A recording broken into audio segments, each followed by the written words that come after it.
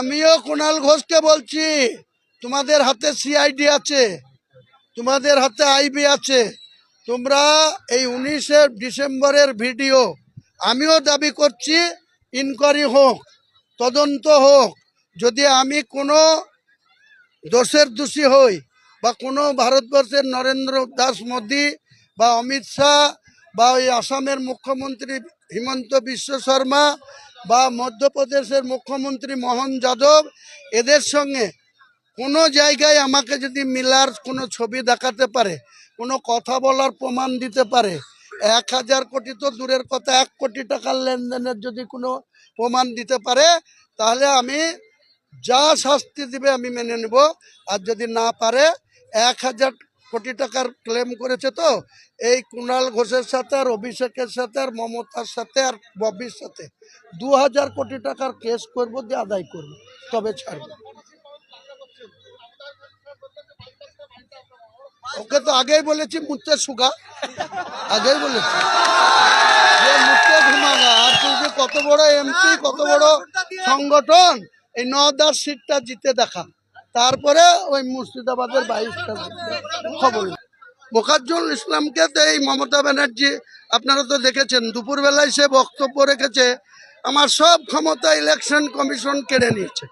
আবার সেই রাত্রে বলছে, আপনারা দেখবেন ওই মোকাররুল ইসলাম যেখানে গাড়ির বন্নেটে উঠে বক্তৃতা করছিল, আর যেখানে ওই মোথাবাড়ি ব্লক, ওটার ডিস্টেন্স ছিল 13 কিলোমিটার। তাহলে যদি ও অন্যায় করলো, তাহলে মালদার এসপি, মালদার এডিএম তার কাছে ছিল, তাকে গ্রেপ্তার না করে সে যখন বাগডোগরা বিমানবন্দরে গেল কলকাতায় ফেরার জন্য, তাকে তো সেদিন মমতা ব্যানার্জির সিআইডি যে গ্রেপ্তার করেছে, ও নিজেই ক্রেডিটলি বলেছে আমার সিআইডি গ্রেপ্তার করেছে, বলেছে কি না? দেখুন গা, তাকে আজকে এনআইএর হাতে তুলে দিচ্ছে। তাহলে বেলডাঙ্গাতে সামান্য রাস্তা অবরোধ করার দায়ে 36 জন মুসলমানকে বেলডাঙ্গা থানার আইসি সুমিত তালুকদার অ্যারেস্ট করেছিল, যাদের সেকশন ছিল 15 দিনে বেল হয়ে যাওয়ার কথা। 17 জানুয়ারি 2026 অ্যারেস্ট হয়েছিল, শনিবার। আজকে কত ভাই? এপ্রিলের 9 তারিখ।